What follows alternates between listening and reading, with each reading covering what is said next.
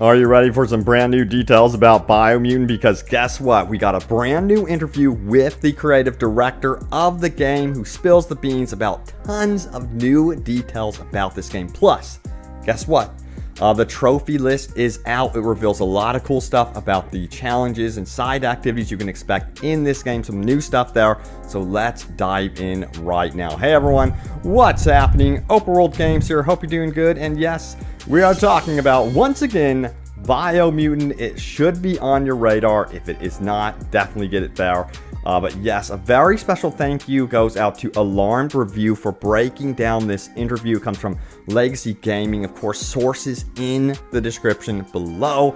But yeah, let's get into the interview right now, shall we? All right, so we're going to talk about taming creatures and more specifically mounts. There's an actual process to doing this that we did not know about beforehand, and it sounds really, really cool. So here is the first question in the interview.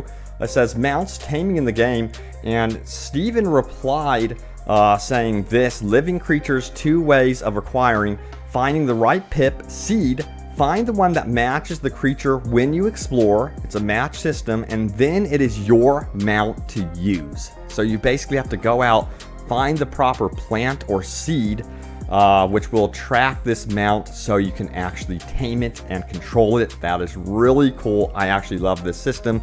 I'm curious to see how you will be clued in to what seed matches what mount. So that's going to be interesting. Now, it also says shops from tribes can sell their own mounts as well. So it's worth exploring each tribe. And it's going to be very interesting because we know that there's 6 tribes in this game. 3 of them are going to be focused on the light, and 3 of them are going to be focused on the darkness. So the mounts are obviously going to be very different according to your aura state, excuse me.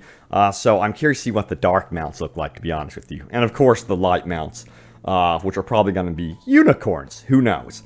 But also we have story-specific mounts as well. The side character may or may not give you mounts in certain situations. For example, SOL, a character somewhere in the furthest corner of the map, the character that climbs out of the suitcase, gives you a wicked mount as well. So yeah, there's all sorts of mounts. There's also vehicles. You know, you think of mounts as like horses and, you know, wolves and things like that, but there's also vehicles as well. They also have their own weapon system and stuff like that. So that's pretty cool.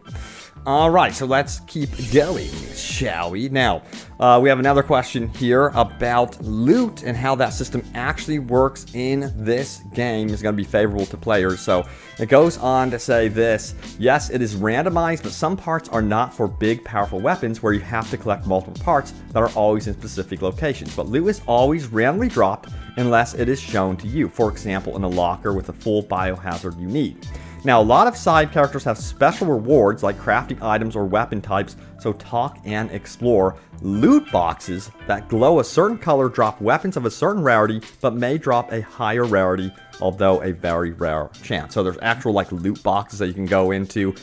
I'm not talking about microtransactions or anything like that. I'm talking about like treasure chests that you can find in the game. There are no microtransactions in this game. Just remember that. It's a single player only game. Offline play. Also, let's talk about luck and how that plays with loot. It says, how does luck work into loot? Steven says this: yes, the better luck you have, the better the item that drops. For example, there's a loot table with a percentage chance. So if you buff your luck chance, you end up higher on the loot table, therefore a better chance at a weapon. That's probably something I'm going to be investing in, is upping my luck for sure in this game as I invest into my skills. I would probably recommend that to you guys as well. Now, the next question is this: PewDiePie's gameplay, how does the wung-fu work? He didn't use it basically, and wung-fu, of course, is going to be your slow-mo ability. It says, taught in the game, he didn't see how it is taught to you, but it is very easy to find in the game and how you utilize combos. All combos can be chained, weapon specific. Every combo that makes a bar out of 3, so 3 combos in a row, activate the ability for Super Wung-Fu, the time-limited abilities of which you can assign 4. That's when you're entering slow-mo. Combos are very important. If you pay attention to combos, can produce wicked results. So not getting hit in this game is super important. Now, it says each combo is weapon-specific, meaning they are all different. So yeah, a lot of work obviously went into this game considering how much weapons are already, you know, on showcase during the gameplay trailers and things like that. All right, so we have this one. some community questions. So what does the New Gameplay Plus look like? So what does New Game Plus look like? Steven responded saying, we don't need you to do the first hour again, for example, in the New Game Plus. The game is front-loaded. Once you are past the first hour, the world is completely open. So we skip that first hour in your game, in your New Game Plus, excuse me. PewDiePie's first 4 hours were not representative of everything you can do. Now, New Game Plus, you can ally with any tribe from the beginning instead of the 2 given options in your first playthrough of that character. Now, 12 to 15 hours for someone who just does the storyline and nothing else. That's how long it will take. I did a video about how long this game is. Now, also, based on what PewDiePie did, he took ages to do anything story-based because we deliberately try to hook you away from the main story. A casual player may take anywhere between 60 to 100 hours to complete everything. Deviate from the path to explore everything. PewDiePie was drastically under-leveled fighting the big monster as well. So that's noteworthy stuff if you did get to see the PewDiePie stream as well. Now, scaling, there's a scaling level system and difficulty, and apparently they work together in tandem. So this is the reply here about that. It says, yes, makes it so the enemies still are hard, which means that we could have even better, crazier weapons to match level scaling. Make sure the game is always fun, and you're not always just rolling the enemies easily at every stage. So the enemies aren't, you know, super easy. They want them to be challenging. Of course, there's going to be like 3 different difficulties in this game as well on top of everything. So if you do want it to be super easy, that is always an option. But if you want it to be an exceptional challenge, you can do that as well. Now, this is really cool about the map. The map is not like your normal, typically shaped map at all. They go on to say this about that. They say the map is, oops, it's zooming in here. I don't know what it's doing. All right, it says the map is a diamond shape. The further you get into the world, the more difficult the enemies will be. So if you just ran from your starting point far away on the map, you will face the toughest enemies just to be massively underleveled. But you could do that if you want. So the further you get into the map, the tougher it's going to actually get. So that's really cool. That does remind me of games like, I think Skyrim had somewhat of a similar system. So there's going to be more powerful creatures that at the beginning of the game, it's not wise to face off against them. You're going to want to definitely level up before you take on that type of challenge for sure. All right, let's get into this one. It says, area objectives are the hidden ones not shown on the list. Steven replied saying, no, not hidden, but we don't highlight everything always in every area. Some may need a side character to tell you information to help you find them. We are making sure to hide them for you, so you have to discover them and go looking for them, excuse me. It says, listen for an ice cream truck. It's a side character. What is this, Twisted Metal? It says, look for yellow. Didn't explain further. So yellow, the color yellow apparently in this game is going to be important to exploration. The side characters will hint towards hidden bunkers, etc. So that's very interesting. This ice cream truck thing has me curious. I wonder if it's going to be a nod to Twisted Metal or something like that. Alright, so we do also have the Biomutant trophy list, which was revealed. Should we dive into it? I think we should. So let's do this right now. It actually reveals some cool stuff. So let's do this. Biomutant trophies. First of all, there are going to be 47 trophies. And you have the adventure begins, which is Escape Bunker 101. Twinkle Twinkle trophy says discover a twinkle crash site. It sounds like that's just one of them right there. There's going to be multiple apparently. Under the table, win a drinking competition against Gulp. Wung-fu Master says defeat 50 enemies using Super Wushu. Old World Gadget says discover all 15 Old World Gadgets. So these are going to be super important, it seems, to the game, perhaps like legendary gadgets or something like that. Thug says defeat 25 bandits, drown 5 enemies in oil during combat, so that's something you do. Specialized says reach level 25 with any character class. Neil says discover all 30 altars, so there's 30 of them throughout the world. Pew Pew says unlock all gun proficiency skills. Hack and Slash says unlock all melee weapon proficiency skills. And then this is pretty interesting. DNA Overload says recode your DNA at a cooling tower biopool.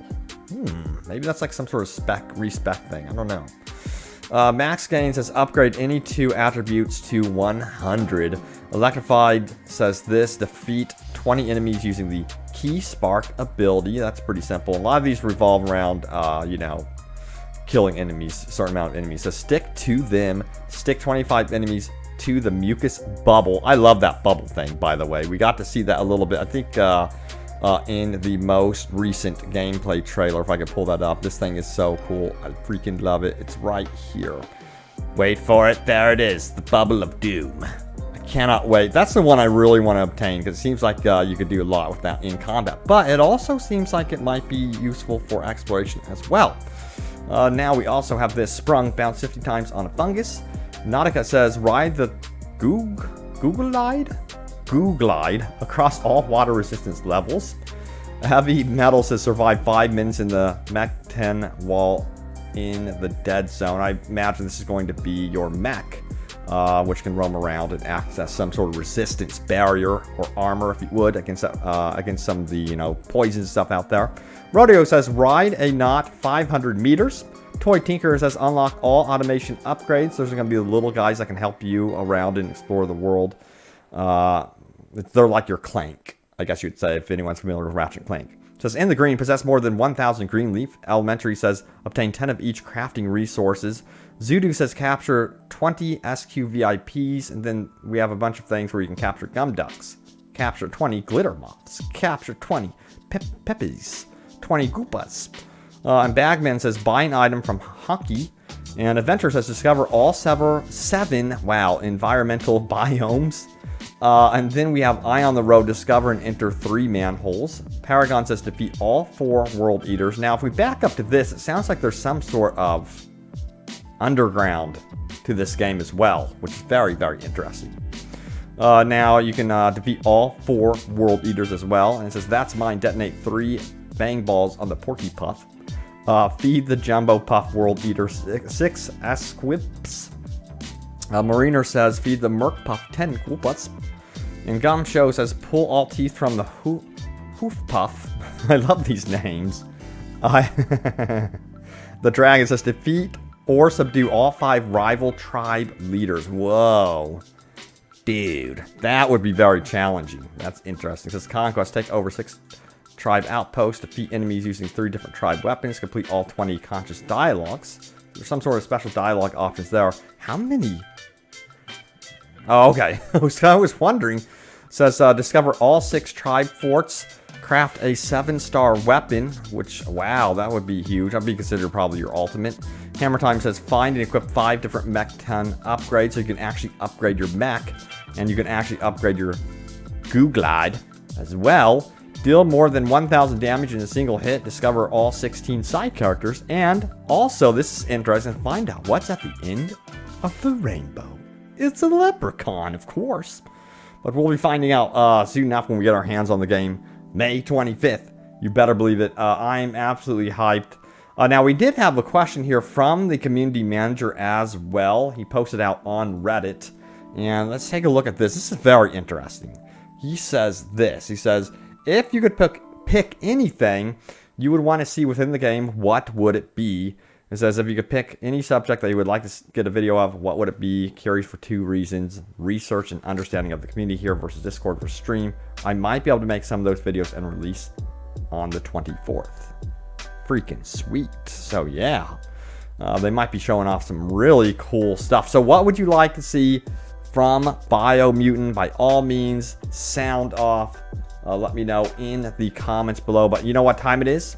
It is time to go over your top comments. So let's do this. Remember, leave a comment down below. It could end up right here in a video. You never know. It doesn't even matter if it ends up being a top comment. You guys know I read a lot of these comments. So here's the recent video I did. It says, this is amazing. New gameplay shows off ultimate weapons, map size, and more. And you guys have been seeing that new gameplay in the background of this video as well. So let's load these comments in. Lewis says this, the class you choose only makes certain skills available at the beginning, but we can get all the skills from all classes afterwards. Yes, exactly. It's more like an open-ended structure.